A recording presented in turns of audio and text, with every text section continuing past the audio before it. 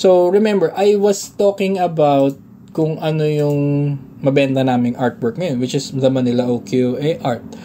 And for me, I'm going to share something with you guys na I've been doing na I think can help you. I will share with you a formula that I follow for success. Well, you can follow this or not, but just remember, ito yung nagawa ko, and I suggest you do if you want to be a successful artist. If, let's say, for example, sobrang successful mo na hindi mo na kailangan gawin to, okay lang din yun. Hindi mo na kailangan gawin to, pero wag mo i-disregard to that can be helpful sa iba na, like, say, hindi pa sila magaling na artist, hindi pa sila sobrang sikat, that it can give them enough budget or money para magpag-continue nila yung art nila. So, wag nyo rin basta i-disregard. Pwede nyo nga rin i-try ito kahit successful na kayo. So, and I'm not saying na porket ginagawa nyo to, hindi pa rin kayo successful sa art nyo. No. Ako, ginagawa ko pa rin tong formula na sasabihin ko.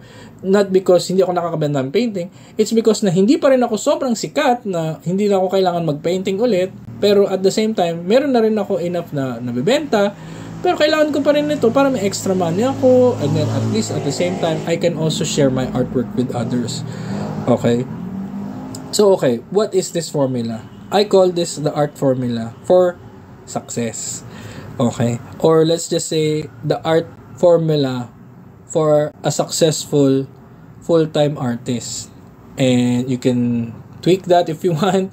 You can redefine that if you want. Para ito lang yung sa akin. Okay, so ito ang formula. Art, which is this triangle, art times PP, which means poster print, it can be big or small, times AB, art books, times PC, which means postcard, times stickers, STK, times shirts, SHRT, shirt, equals success. Okay, so medyo madali lang naman talagang intindihin to. Okay, so kung meron kayong artwork, and if you ask me, dapat maganda yung artwork niyo na yun, ha? Dapat yun yung pinakagusto nyo ng artwork nyo. Or like me, yung Blumentritt namin, yun yung isa sa main artwork ko na talagang I gave it my all. 110% yung binigay ko. Even more, I think. Malaki siya, maganda siya, madetalye siya. Ang daming madaming tao doon sa painting, and ang daming tao nagkakagusto sa kanya. So that's one of the best artworks I've done in my life. And I can say na gusto rin siya nga ng mga tao. So, let us put the Bloom artwork that I have in this formula. So, siya yung triangle, yung Bloom. Okay, poster print, PP. So, ita-times natin siya sa poster print. Kung ano man yung artwork nyo, gagawa nyo ng poster print. Gagawa kayo ng maliit na poster print for how much benta namin, 300. And then, lagyan nyo ng backing, like I said, and lagyan nyo ng plastic cover if you can. And then, ibenta nyo yun. Like, for 300, online, benta nyo sa Lazada, sa Facebook, sa Shopee, kung saan man, sa Instagram, ibenta nyo yun. At the same time, gumawa rin kayo malaking print that we sell for 600 pesos. So, ang typical sizes namin for prints ng Blumentritt or other artworks na ginagawa namin is 300, yung 9x12, and then 600, yung 16.5x12.5. Maghanap kayo ng printer, maghanap kayo ng lugar na you can print. Merong ISA, YZA, sa may Katipunan yata yun. Pwede kayo magsubmit ng file doon, pwede kayong pumunta doon, paprint nyo yung files nyo, like this sizes. So, yung pinapaprint nyo na let's say 75 pesos lang, you can sell it for us, nabibenta namin ng 600. Yung maliit naman, which is yung malaking size nila, na kinat mo sa dalawa, so you can get 300 per print. Ganun din, 600 pag nabenta mo pareho. The point of the matter is, kung ano man yung artwork mo na gusto mo, na sa tingin mo mabibenta mo, gawin mong poster. Poster print, or which what we call big prints and small prints. If you can print them like a poster, you can sell them much cheaper. So, dahil nabibenta mo siya ng mas mura, hindi nila kailangan bilhin yung artwork mo na sobrang mahal, na worth 100,000, whatever, para maka-enjoy sila ng painting mo sa bahay nila. Do you understand? Kasi ang daming tao may gusto talaga ng artwork mo, sa totoo lang. Hindi mo ba alam yun? Pero wala sila ng artwork mo dahil ayaw mong gumawa ng poster na afford nila. Sa totoo lang, ang dami sanang may mga paintings mo sa bahay nila. Ako, I'll put some artworks here sa video na mga sinesend ng tao sa akin na nasa bahay nila yung artwork ko. And ang dami na nila sobra. Sobrang hindi ko na mabilang. And ito lang yung mga nagpadala sa akin ng picture nila. What more yung mga hindi pa nagpapadala, 'di ba? So ang dami na talagang bumili ng artwork. And this is just one poster print. Isang design lang to. What if lahat ng gawa mo ginawa mong poster print? As long as sa tingin mo mabebenta 'yun. Isipin mo, yung ginastos mo na 75 pesos per print, magiging 600. Sabihin na lang natin 100 ang isa dahil may backing ka na na plastic at saka na illustration board. Pwede mo na mabili yun mura. So, let's say, ang puhunan mo 100. Okay? You can get 500 out of the 600 na pwede mo benta. Presyo namin to Ibig sabihin ko bala kayo kung ano ipipresyo nyo. Kung mas mahal pa dun, pero yun yung sweet spot namin, yung 600. So, okay, presyo namin to. We can get 500 out of every 600. And of course, you can say na, mahal mo naman sabihin. Hindi, yun talaga yung presyo niyan kasi high quality print siya. Mura namin nagawa. Pero hindi naman lahat na nagpapaprint dun sa print shop. They can print something as this good na artwork and they can sell it that good. Diba? So, ibig sabihin, binibili nila yung talagang artwork na they can only get from me. So, hindi naman ganyan kaganda yung drawing mo, hindi ganyan yung painting mo. Baka hindi mo ma-meet yung 600, baka 300 lang, kahit malaki na. So, tansyahin nyo rin yung audience nyo. Tansyahin nyo rin yung sarili nyo. Para if you know how to sell well with your right prices, kapain nyo yun. Alamin nyo. Trial and error, guys, like I said. So, anyway, ganun namin nabibenta yung prints namin. And at the same time, meron pa nga kaming bago yung G-Clay print. So yung G-Clay print naman, it's a high quality canvas print. We sell them for 30,000, 21,000, and 8,000. Kasing size na yung original, yung 32,000 na 37 by 49 inches. Binibenta naman ng 32K. Print lang to pero high quality canvas print. Mukha talagang yun na yung artwork niya. Ito yung makikita nyo sa interview. Ito, talagay ko dito yung picture. Yan, siya yan. Yung ganyang kalaki, which is not a poster anymore. It's like a canvas print na malaki talaga. Yung ganitong klaseng art na print na sobrang high quality, nagmukha siyang original kahit print lang siya, is worth a lot more. And mas mahal pa ipaprint to. Pero, hindi naman to para sa kung kani-kanino lang. If meron kang pagbibigyan na kilala mo talagang tao, mahal mo, di ba? Or may budget ka talaga, ito yung bibilin mo. So, it's not for everyone, but we still have the lower price prints for you, di ba? So, yun na lang yung bilin mo if nandun yung budget mo. Pero eventually, bumili ka rin ito. So, okay. So, sa formula natin, idadaan mo tong kung ano man yung painting mo, yung triangle, sa PP. Okay, nadaan na natin sa PP, nagawan mo na siya. Sa poster print, nadaan mo na siya doon. So, saan naman yan next? Yung AB, art books. So, para sa akin, gumawa rin kayo ng art book collections. Ako, ang ginagawa ko, pagka nakaka-30 artworks na ako or more, let's say 30, 33 na artworks na ako, let's say sa Manila OQA, nakagawa na ako ng 33 bagong artworks sa series na yun, I will immediately make an art book. Currently, nasa art book 7 na ako with having 33 artworks per art book. So, more than 300 na kasi artwork ko. Yung iba, ginagawin ko ng art book na 1 to 7 na. Yung iba, special edition. So, yung iba pa, nandun pa. So, what I'm just saying is, aralin nyo kung paano gumawa ng art book or zines. Madami sa internet yan, sa YouTube. How to make your own zine. Madami iba-ibang klaseng zines din. Hanap kayo ng gusto nyo. My point is, kung may artworks kayo na collection, pwede nyong gawing zines, art book, collection. Ako, ginagawan ko pa nga ng tula, bawat isa, para sobrang bibili ng tao kasi maintindihan nila kung bakit ko pinint yun, anong kwento ng bawat isang painting, i-explain nyo, gumawa kayo ng tula, gumawa kayo ng essay, kung ano-ano pa. Kung ano man yung artwork nyo, gawin yung art book din eventually. Pwede isang artwork lang, i-explain nyo kung bakit nyo siya ginawa, whatever. As long as may value yung art book or art print or art zine na ginagawa mo, people will buy it. Kayong bahalang bumili niyan. Kami, I sell my art books like 350 each if I'm not mistaken. Yung mga art and poetry books ko 350 and then yung mga art books ko na walang tula 250 each. So these are like sobrang mura lang and then binibili sila ng tao because they really like the artworks that they see inside. So alam mo yun, pagka nagustuhan talaga nila yung paintings mo, yung sinasabi mo, yung artworks mo, they will buy it 'di ba? Sa kahit anong format. Ngayon, bakit 350? Kasi yung iba, bibili sila ng art print, bibili sila ng art book. Minsan, mas gusto nila yung art book kasi may mga tula. Hindi na lang bibili yung print. Pero kung gusto mo pareho, bibili mo pareho, 'di ba? As long as may budget ka. So what I'm just saying is meron ka nun kahit wala masyado silang budget or may budget sila to buy both, meron ka pa rin. Pero the best thing about making an art book is you get to express yourself. Nakukwento mo yung kwento ng artwork mo, nakakapag-express ka, eventually makikita yun ng mga tao, mas maiintindihan nila, mas bibili nila. It's a cycle, it's a loop. Maraming lalong bibili ng gawa nyo. So, yun yung say ko. And minsan, meron din ako mga poetry book. As in, yung tula lang, sinulat ko, tinype ko, kinumpile ko, pinmail ko, binenta ko, nabili. Diba? So, it's something simple as that, nakakabenta kayo, makakabili. Pwede nyo yung pagbili ng load eh. Pwede mo nang panggasto sa Starbucks pag nakabenta ka ng isa. Pwede mo nang pambiling ulam, pangdabili ng diaper, dami. Basta marunong ka lang mag-create. Yun yung key doon. Okay, what's next? Ang next is PC. Postcards. So, yung postcards, it's the same print that we use sa mga printing namin ng mga art prints. So, imagine nyo lang yung malaking prints namin, which is, I think, ang size namin nga kanina is, 16.5 by 12.5. It could differ sa printer na pinagpapaprint na nyo. Pero imagine that, hatiin nyo sa 9, tapos sa Photoshop, paliitin nyo yung artwork nyo ng 9 pieces, i-print nyo, i-cut nyo, benta nyo ng 50 pesos isa. Ganun lang kadali yun. Imagine, nabibenta namin yung mga postcard na 50 each. Okay?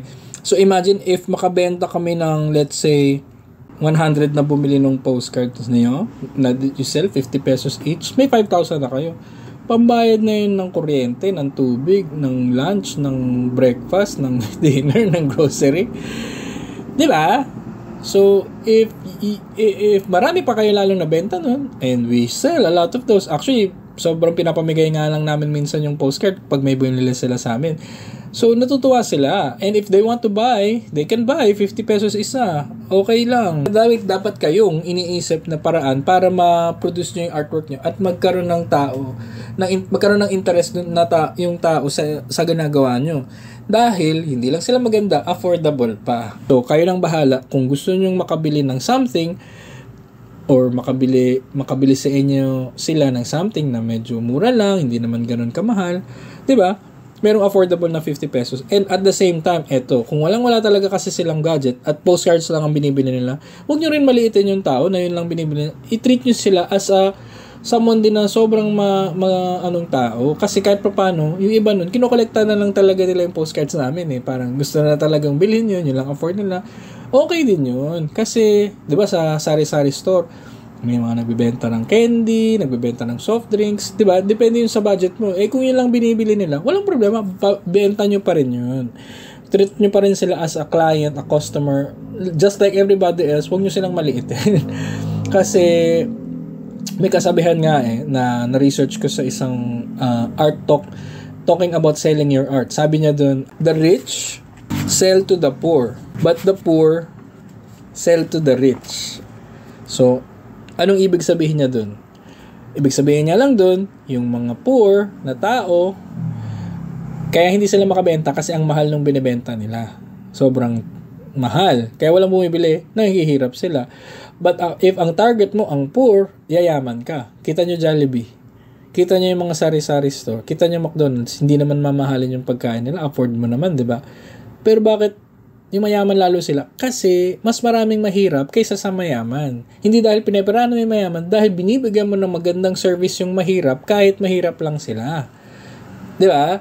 So kung ako, magbibigay ako ng maliit na postcard which worth 50 pesos lang ng Blumentritt na artwork, masterpiece, pero nasa maliit na postcard worth 50 pesos, ba't hindi niya bibilin? So sa daming taong bumibili ng postcard, di ba? Makakabuo ko ng 5,000 if may 100 na bumili nun. So just imagine, magkano lang pinuhunan ko doon, tapos mabibili na lang ganun yun, malaki yung kita. So you have to think outside the box, or at least kahit paano creatively, kung paano kayo kikita with what artwork you have in your hands. Nagawa nyo talaga. Diba? So, wala naman kasing problema kung lalakihan nyo yung singil. Basta maganda naman yung artwork. They can understand that eh. So, yun yung presyo ng artist. Yun nga yung maganda sa artist. We can name our price. Wala naman masyadong magagalit. Kasi nga, it's a work of art. Pero at the same time, you can still price your own work. Lang kayo. Maging fair din kayo. Okay, yung next sa formula is stickers. Yun, kung ano yung design nyo sa stickers, na, like I said, yung mga design ko nga sa shirt, and yun nga, sticker and shirt, pagsamahin na lang natin, sticker and, shirts. Kasi yung mga unang Manila OQA na ginawa ko, it's basically, sabi ko, pag ginawa ko to, pwede silang artwork, pwede ko rin silang i-design sa shirt kasi wala silang background. So, ang dali mong ilagay sa shirt, walang problema. Maganda. 'Di ba? So, what happened was, pati yun, dahil sobrang free-floating yung image na pwede mo siyang gawing PNG, pwede mo rin siyang isubmit as a sticker. So, yung mga sticker, we sell that 30 pesos. So, may mas mumura pa sa 50, 'di ba? We can sell that 50, 60 pesos. And then, yung shirts naman, binibenta yata sa, print ako ng 600, if I'm not mistaken. Tapos, kumikita ako kung ano man yun ang pag-usapan namin dun. Pero, my point is, lahat ng artwork na pwede nyo gawin, pwede nyo idaan sa formula na to, at kikita pa rin kayo, kahit anong mangyari, by just painting one great artwork. Naintindihan nyo? So, dahil gumawa ako ng Bloom, napeperahan ko pa rin siya, kahit matagal ko na siya nabenta, up to now, hindi ko na alam kung gaano ko ang beses ako nakapagbenta ng Blooming Treat na artwork. So, ganun siya kaganda. Ganun siya ka-beloved ng mga tao na nagugustuhan siya. And hindi lang siya dahil madaming fans. It's because ang daming taong bagong tingin pa lang nila sa Bloom, first time nilang makita yung Blooming Treat na artwork, nagugustuhan na nila. So, I can say na sobrang nagugustuhan siya ng mga tao, not because kilala siya, dahil nagugustuhan nila as is, kahit hindi nila ako kilala. So, ganun dapat. And that is going to our next point, na, yung next point natin is, before kayo gumawa ng artwork, siguraduhin yung maganda yung ilalagay nyo. Kasi, magiging useless yung formula na ito, it would fall flat kung ang ilalagay nyo sa formula na ito ay something na hindi maganda na artwork. And how would you know na maganda yung artwork na ilalagay nyo? Simply put your artwork out there, i-post nyo sa Facebook, i-post nyo sa Instagram. Pag maraming nagkagusto doon, yun yung ilagay nyo na number 1. So, ganito. Hanapin nyo yung ibig sabihin ng Pareto rule. It's the 80-20 principle. So, the 80-20 principle is something na they use, let's say, for example, let's say si Beethoven. You like Beethoven, okay? So, classical na lang tayo. So, yung si Beethoven, meron siyang best of Beethoven, Ludwig van Beethoven na classics, the best of. Yung top 10 na kanta niya na nandun sa disc na yun is yung top 10 of all time na nagustuhan ng mga tao. So imagine, ang dami nagawa ni Beethoven na stuff, pero hindi lahat nilalagay sa isang disc kasi bukod sa hindi kasya, yung top 10 na yun yung paborito lang ng tao sa kanya. So ganito, sa lahat ng nilabas yung artwork ever, tingnan nyo kung ano yung top 10 nyo dun. And dun sa top 10 na yun yung gawa nyo ng prints. So, yun yung Pareto rule. Ibig sabihin, yung top 10, ang namili ng top 10 is yung mga tao lang din. Diba? Yun yung nagustuhan nila, kaya nga naging top 10.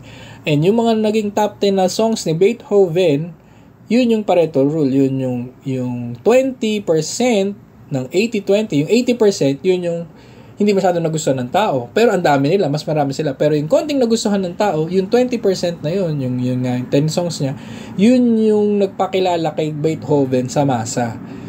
And pag gumawa siya ng best of na disc, na CD noon at nilabas niya, mas kikita yun kaysa ilabas niya yung 80% or 80 other songs niya na hindi naman sikat. Do you get it? Just look for the Pareto Principle, 80-20 rule sa YouTube. Madaming mas makakapag-explain yan. But my point is, maghanap kayo ng the best 10 artworks nyo, i-post nyo ulit kung gusto nyo, or mag-run kayo ng votes kung sinong gusto nyong magka-print doon, or just make prints out of them, yung 10 na best nyo. Wag lahat, kasi yung pag lahat, ubos budget mo doon. Top 10 muna. Diba? Actually, yung top 1, yung pinaka-lahat ng nagustuhan yung artwork mo ng tao, unanimously. Unahin mo yun, tapos sabihin mo may prints kang gano'n. May bibili nun, promise. Basta maganda lang pagka-print mo, maayos pagka-print mo, hindi siya nasa papel lang. So, yun, gano'n. So, that's it. When you put your art in this formula, the full-time artist art formula, the full-time artist art formula for success. And if you put your artwork in this formula, I believe na magsasucceed kayo as a thriving artist. Okay, so try nyo lang to, guys. And even if hindi kayo makabenta, at least may natutunan kayo. I guess may matutunan kayo. Whatever that you can say na matutunan nyo dito. And another thing, guys, kasi kaya ako actually binibenta ng medyo mura yung mga artworks ko. I really want to talk about this. Forgive me if medyo napahaba na yung podcast na to, but I want to talk about, kasi di ba yung mga artists or artworks, mga paintings, dati, nakikita mo lang yan sa mga bahay ng mayaman. Hindi lahat ng tao may artwork sa bahay. Kung meron man sila, yun yung mga peke o mga poster lang ng mga sikat na artist, Mona Lisa, kung magkaroon man sila nun, or print lang ng sexy star sa kalendaryo. Mga ganun lang, parang hindi sila lahat parang yung may kaya lang nagkakaroon ng art. And I wanted to change that kasi ako din naman artist. Ako gusto ko magkaroon ng original artwork ng artist na gusto ko sa walls ko. Pero sobrang hirap ko ba na hindi ko kayang i-afford yun. So why not change the norm? So ang ginawa ko, mura lang yung mga artworks ko. May mga original art ako na below 1,000 or more than that, pero at least affordable siya. Hindi yung 30,000 agad. And then nandun lang yung price range ko. Diba? So may mabibili ka sa aking artwork na simple lang, pero original pa rin. Lalo na kung nagustuhan mo naman yung piling. Halimbawa, Takatakboy nga. Let's say, natutulog na tricycle driver kasi tatay mo tricycle driver. Binili mo sa akin yun, tapos nilagay mo sa wall mo. Ang laki na ng impact nun. At hindi ka naman gumastos ng ganun kalaki. Like 5,000 or 3,000 or more para mabili yung ganun. Mura lang.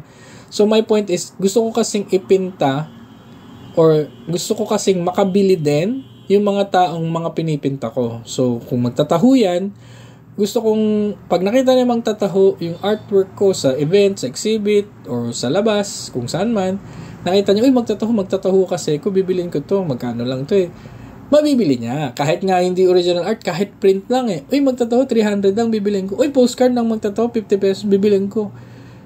Yun yung goal ko, yun yung gusto kong gawin.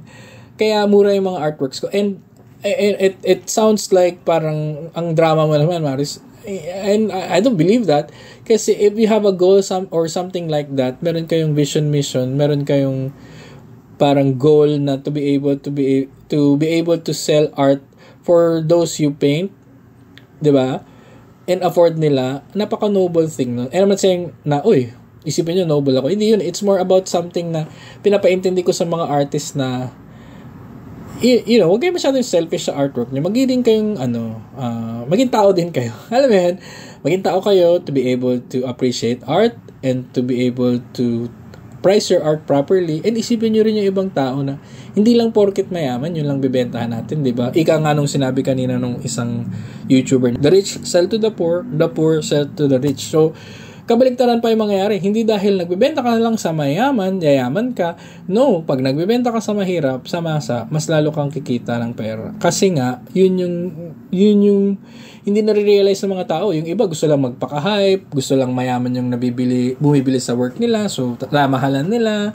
And hindi naiintindihan ng iba na go the other way around, mas kikita ka, mas magiging successful ka.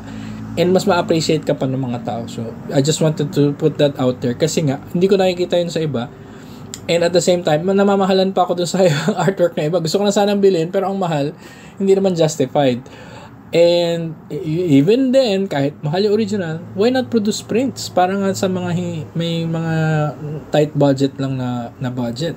'Di ba? So, I would rather nagkaroon kayo ng kahit papano consideration doon sa mga hindi afford yung art nyo and produce something for them para naman they appreciate your artwork. Kasi the more na may nakaka-appreciate ng art nyo, the more mapapag-usapan yung art nyo, the more na magkakaroon kayo ng positive feedback sa gawa nyo. Kasi nakikita rin nila sa bahay nila, napapag-usapan nila, dami rin nakakita.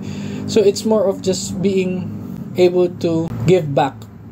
Diba? Hindi lang, kasi ako may paintings din ako na mamahalin. So, pero hindi lahat. Although, yung mamahalin na yun, pwede kong presyo na maliit para sa prints, they can still, appreciate it sa bahay nila kahit maliit lang. So, ang daming ways kung paano natin magiging affordable yung art natin na para hindi lang tayo selfish about our work. Napapa-enjoy din natin yun sa ibang tao. So, it's something na I'd seldom see.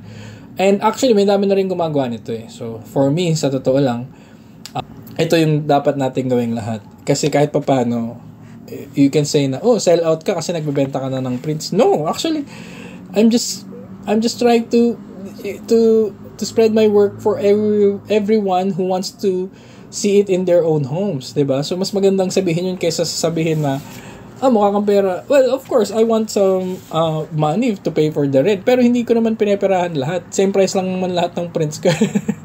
Diba? So, ganun lang. So, anyway. So yeah, I would really love to see that be spread, yung parang ganong klaseng mentality. Okay, so I think that will be all for us. So let's go to our top tip for today for this subject ng art versus starving. Ang top tip natin for today ay don't just be an artist, be a successful artist. Sell your art effectively. Yan. So parang napakasimple lang, parang sinabi ko na yung kanina, pero we're just gonna circle back to it na parang sinasabi ko lang na huwag ka lang maging artist, maging businessman ka rin. Like I said sa previous podcast natin, maging ka rin successful artist, maging ka rin effective na artist by being able to sell your art, diba? Successfully. Learn how to sell. So if you're saying right now na, ay wag ganyan Maris, para ka naman nasa palengke kasi nagbebenta ka ng parang tindera sa palengke na, oh bili kayo, ganyan. Actually, walang masama dun kasi sa totoo lang, una, laki ko sa Blooming Treat palengke at nakikita ko yung mga nagtitinda ng isda, manok, karne doon, at nagtatawag sila ng mga bibili sa kanila, hindi sila nakaupo lang dun sa sa table nila. As in, nakatayo sila, nag-work hard sila. Napaka-inspiring nun. At I think, dun nga ako nahawa kasi nakikita ko yun everyday nung nagmamalengke kami ng mom ko sa Blooming Treat Market nung bata ako eh. So, yun yung nag-inspire sa akin. And, makinig tayo sa ibang salesperson sa YouTube, sa mga taong nakatutunan na rin magbenta. Kasi may matututunan din kayo dun, hindi lang porket artist kayo, tapos ka na sa art mag-paint. Mag-aral ka rin ng strategy, magbenta, how to improve your art. Hindi lang puro ganon. Hindi lang puro art, hindi lang puro video games. Matuto ka rin na improve yung art mo, diba? So, it's going to be an effective thing. And, if you can sell successfully, you won't be a starving artist anymore. Yun lang. If ang problem natin ngayon is how to be, or if we want to solve how to not starve as an artist, don't just be an artist. Be a successful artist that you can sell your art effectively. Yun lang yun guys. Yun yung top tip natin. And alam nyo na kung bakit. Okay? I-rewind nyo na lang yung episode.